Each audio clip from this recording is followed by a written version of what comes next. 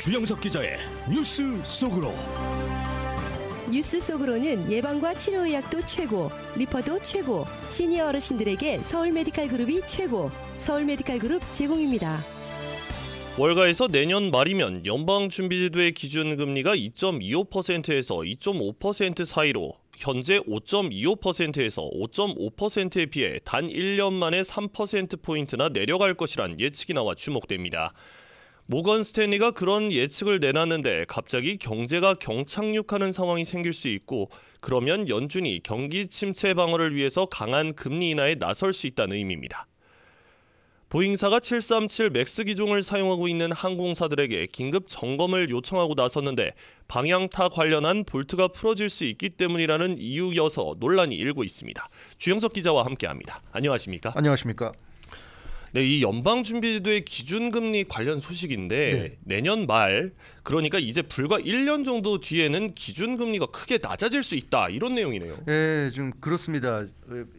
일반적인 지금 다른 언론사들이나 전문가들의 어떤 예측과는 좀 상당히 다르죠. 네. 그래서 관심을 모으고 있는데 비즈니스 인사이더가 보도했습니다. 모건 스탠리의 최근 분석 보고서 내용인데 내년 이제 말 기준금리를 예측한 그런 내용입니다. 모건 스탠리는 지금 말씀하신 대로 기준금리가 내년 말이 되면 2.25에서 2.5% 사이로 내려갈 것으로 전망했습니다. 그래서 기준금리가 지금 현재 5.25에서 5.5% 사이라는 점에서 1년 사이에 3%포인트가 내려간다는 거니까 이거는 뭐 엄청난 거죠.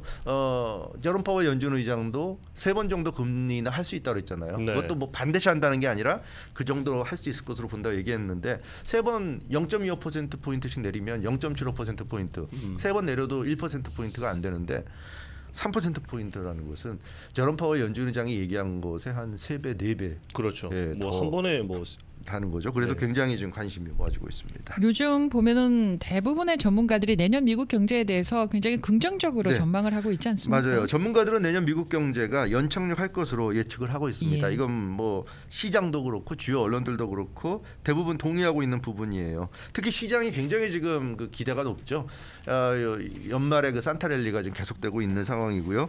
그래서 이 골디락스에 대한 희망이 굉장히 부푼 분위기입니다. 골디락스는 경제 성장이 이루어지면서 물가가 오르지 않는 이상적인 상황을 의미합니다. 네. 이 경제 성장이 이루어지면 당연히 소비도 열기를 띨 수밖에 없고 그러면 이제 물가가 올라가게 되는데 경제는 성장하면서 물가가 오르지 않는 그런 아주 이상적인 골디락스 현상을 지금 기대하고 있는 상황이고요.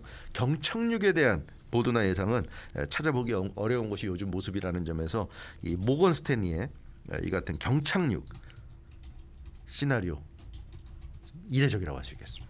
아니 그렇다면 이 모건 스탠리는 1년 사이에 뭐 3%포인트나 낮추는 아주 과격한 금리 인하 정책을 이 연준이 왜 선택한다는 겁니까? 예, 그 연준이 그렇게까지 금리를 크게 낮추는 결정을 하지 않을 수 없을 것이다. 이제 이런 얘기인데 네. 그 내년에 미국 경제가 돌연 경착륙을 하게 되면서 연준이 긴급 대응에 나설 것이라는 예상입니다. 그러니까 이미 지금부터 경착륙이 예상될 정도라면 연준이 나름대로 거기에 대한 대비를 세우면서 당장 뭐 내년 1월 FOMC부터 금리를 낮추면서 어떤 대책을 세울 텐데 지금까지는 무난하게 연착륙으로 간다고 생각하고 있는데 내년에 들어가서 갑자기 이게 경착륙이 되면서 연준도 어쩔 수 없이 강하게 금리를 내릴 것이다.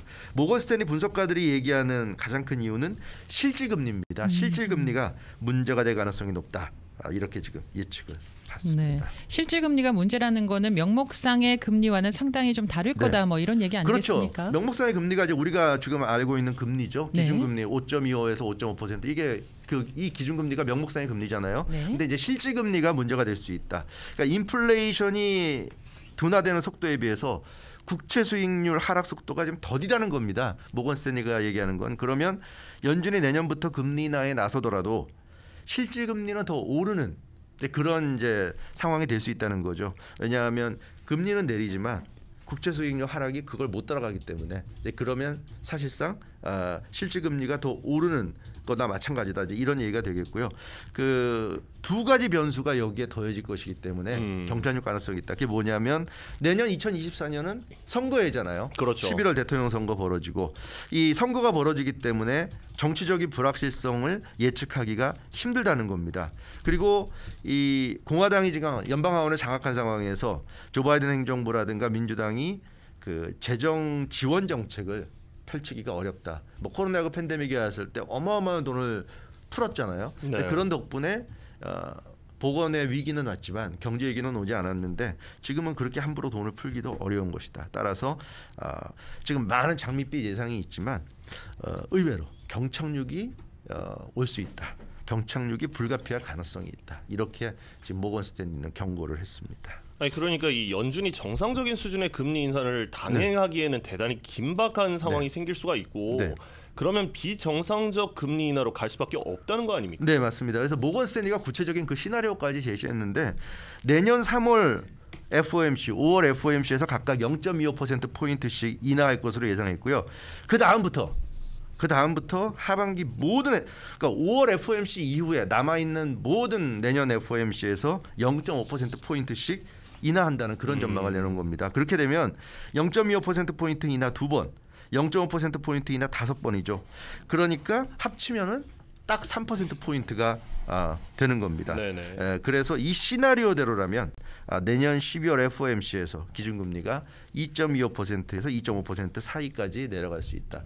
그러니까 뭐 불가능한 건 아니에요. 3월과 5월에 0.25%씩 내리고 그 다음부터는 0.5%씩 계속 내리면 가능할 수는 있는데 과연 어떨런지. 그리고 모건 스탠리는 지금 자신들의 시나리오대로 경착륙이 온다면 그렇게 갈 것이고 그 내후년 2025년 말에는 1.5에서 1.75%까지 내려갈 것이다. 그러니까 연준이 2.0%에서 2.25%에서 2.5% 거기까지 내렸다고 해서 멈추는 게 아니라 그 다음에 내후년에도 계속해서 금리는 내릴 것이다. 이게 모건 스탠리의 예상이 되겠습니다. 네. 그러면은 이 같은 모건 스탠리의 예측에 실제로 맞아 떨어질 가능성은 얼마나 되나요? 사실 그 가능성이 얼마나 되는지는 알 수가 없죠. 네. 예, 그 미래를 누가 예측하겠습니까? 네. 요즘은 예전과 달라서 네. 세상이 정말 빨리빨리 돌아가잖아요. 그러니까요. 그러니까 예전에는 진짜 1, 2년 후 일까지도 어느 정도 예측이 가능했다면 요즘은 진짜 한 3개월, 6개월 후 일도 맞추기가 쉽지 않은 그런 세상인 것 같습니다. 네. 그만큼 정치적 불투명성이 있고요. 해외 지정학적 변수가 맞물려 있기 때문에 정확한 예측은 불가능할 것이고 다만 대부분 내년에 장밋빛 미래를 지금 예상하고 있는 그런 상황에서 모건 스탠리처럼 볼 수도 있다는 거. 이렇게 좀 부정적인 그런 그 예상을 하는 곳도 있다는 걸 우리가 알아두면 좋겠다는 그런 생각이 있고요. 어쨌건 1.5%에서 1.75% 사이는 코로나19 팬데믹 직전 2019년 이때로 지금 돌아가는 겁니다. 그래서 모건 스탠리는 경착륙이 오게 되면 경기 침체를 막기 위해서 연준이 최대한 금리를 내려서 코로나19 팬데믹 이전 수준으로 되돌릴 것이다.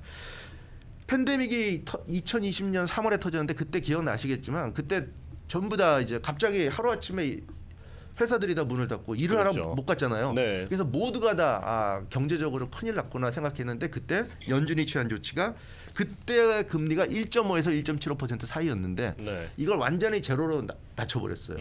0%에서 0.25% 사이 실질적 제로금리로 내려버렸고 계속 그 실질적 제로금리를 유지했습니다. 그러면서 계속 그 유동성을 시장에 공급했고요.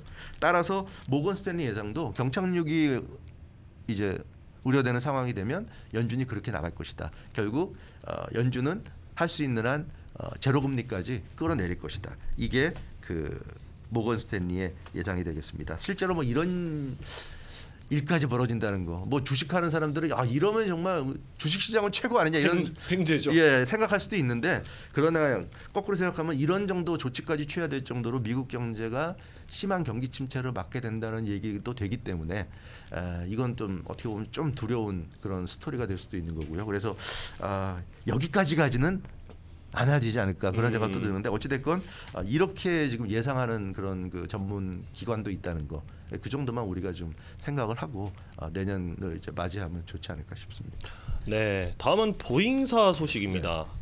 이 항공기가 기체 결함일 가능성이 제기됐다는 내용이네요. 네, 어제 그 주력 여객기 737 맥스에 대해서 보잉이 그러니까 737 맥스를 지금 사용하고 있는 모든 항공사들에게 어제 보잉이 공문을 보냈습니다. 네. 방향타 제어 시스템 볼트가 풀어질 수 있다면서 그 볼트를 점검할 것을 모든 항공사들에게 요청을 한 겁니다.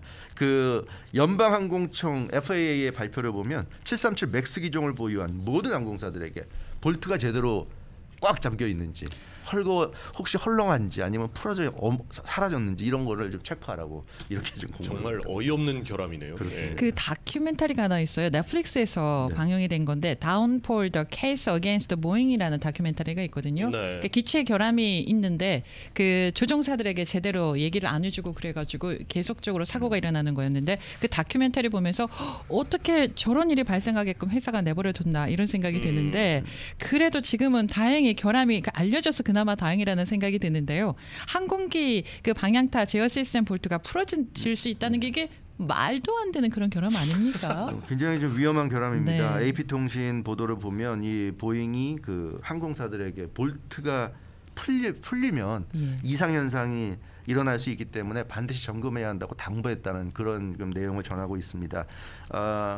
그렇잖아요. 볼트라는 거 굉장히 작은 그렇죠. 부품 하나지만 그 작은 부품이 제 역할을 못하게 되면 그게 엄청난 그 결과로 이어질 수 있기 때문에 보잉도 굉장히 긴급하게 항공사들에게 점검할 걸 요구한 거고요. FAA의 그 연방항공청이 밝힌 내용에 따르면 어떤 국제선 운항 항공사가 737 맥스를 정비하는 과정에서 볼트에 문제가 있는 걸 발견했다는 거예요. 그래서 이 항공사가 보잉사 737 맥스를 만든 데가 보잉이니까 보잉한테 문의를 했다고 그래요. 이거 볼트가 이런데 왜 이렇지? 이거 무슨 우리가 뭐 잘못한 건지 아니면 원래 문제가 있는 건지 이렇게 물어보니까 이 보잉사가 그래 잠깐만 기다려 보라고 하고 좀 살펴보더니 불이 나게 해당 항공사 외에도 전 항공사에게 이 737 맥스를 사용하는 전 항공사에게 그 공문을 보내가지고 볼트를 확인해 보라 이제 이런 얘기를 했는데 이게 어떤 문제였냐면 볼트에 너트가 없어졌다고 합니다. 너트가 없어가지고 네. 그 부분을 항공사가 발견하고 깜짝 놀라서 보잉사에게 문의를 했다는 건데 이 보잉이 검토하고 나서 모든 항공사에게 이것을 체크해보라고 했다니까 뭔가 보잉도 지금 심상치 않다는 것을 좀 느꼈던 것 같습니다. 네, 아니 너트가 없는 볼트는 자칫 빠질 수가 그쵸? 있는 거 아닙니까? 네, 맞아요. 네. 그런데 만약에 비행 중인 항공기에서 너트가 없는 볼트가 빠진다면 어떻게 되는 겁니까? 상상만 그러니까요. 해도 그 끔찍해요. 굉장히 좀 그렇죠. 대참사죠, 이거. 네. 그럼요. 그래서 이 앞서도 말씀드렸다시피 아주 작은 부품 볼트지만 이 볼트가 빠지면 심각한 상황이 생길 수도 있기 때문에 그 문제고요. 근데 보잉사가 그래서 이 항공사 얘기 듣고 자신들이 갖고 있는 아직 다른 항공사들에게 보내지 않은 그 자체 점검을 하고 그 인도하지 않은 미납 737 맥스를 점검을 했대요. 그랬더니 거기에서도 문제가 있다는 걸 발견했답니다. 이게 좀 심각한 것 같아요. 너트가 꽉 조여지지 않아서 헐거워 있거나 그런 걸 지금 찾아냈다는 거죠. 그래서 이게 지금 737 맥스 기종은 볼트가 굉장히 좀 문제가 있는 것 같아요. 문제가 있는 것 같습니다. 그래서 이런 게 지금 공개적으로 발표가 될 정도면 좀 심각하지 않은가 싶고 연방항공청이 그래서 737 맥스를 둘러싸고 일어나고 있는 지금 상황을 주의 깊게 지켜보고 있다고 그러고요. 추가로 문제가 생기면 이륙 정지 같은 추가 조치를 취하는 방안까지 검토하고 있다고 합니다. 그래서 연방항공청 FAA도 굉장히 심각하게 지금 이 사안을 바라보고 있는데 이 737 맥스 기종이 사실 추락 사고를 여러 번 일으켰어요. 2018년, 2019년, 그 기억나실 겁니다. 예. 그때 인도네시아 뭐 이런 곳에서 맞아요, 인도네시아 맞습니다. 맞습니다. 2018, 2019년 잇따라 추락이 있었고 당시 기체 결함으로 알려졌는데 어쩌면 그때도 이런 볼트 같은 게 빠지면서 문제가 발생하지 않았을까. 그까지 작은 볼트 하나 빠진다고 뭐가 문제할 수도 있지만 그러나 그건 그렇지 않죠. 그럼요. 당연히 꽉 조여져 있어야 될 것이 꽉 조여지지 않으면 그게 더군다나 가만히 있는 게 아니라 엄청난 속도로 하늘을 날아가는 거잖아요. 네네. 그 상황에서 무슨 일이 벌어질지 알 수 없는 겁니다. 따라서 이 좀 심각한 문제라고 볼 수 있고 그 보잉사는 그래서 어제 이 관련 보도가 나온 이후에 뉴욕 증시에서 주가가 1% 이상 좀 하락한 것으로 나타났는데 지금 한창 연말연시잖아요. 그렇죠. 많은 분들이 지금 비행기 타고 다니고 많이 그럴 타시는데, 시기인데 네. 이건 좀 이래서는 안 될 문제 같고요. 제대로 좀 점검을 해가지고 더군다나 주력기인데요. 주력인데 네. 그렇습니다. 이 불안해서 이거 비행기 탈 수 있겠습니까? 그러니까요. 네. 그래서 아무튼 연말에 우리가 기분 좋게 여행할 수 있도록 보잉사도 좀 잘해주고 항공사들도 또 점검에 신경을 써주기를 좀 기대해봅니다. 네, 감사합니다. 주영석 기자였습니다. 뉴스 속으로는 예방과 치료의학도 최고, 리퍼도 최고, 서울 메디칼 그룹 제공이었습니다.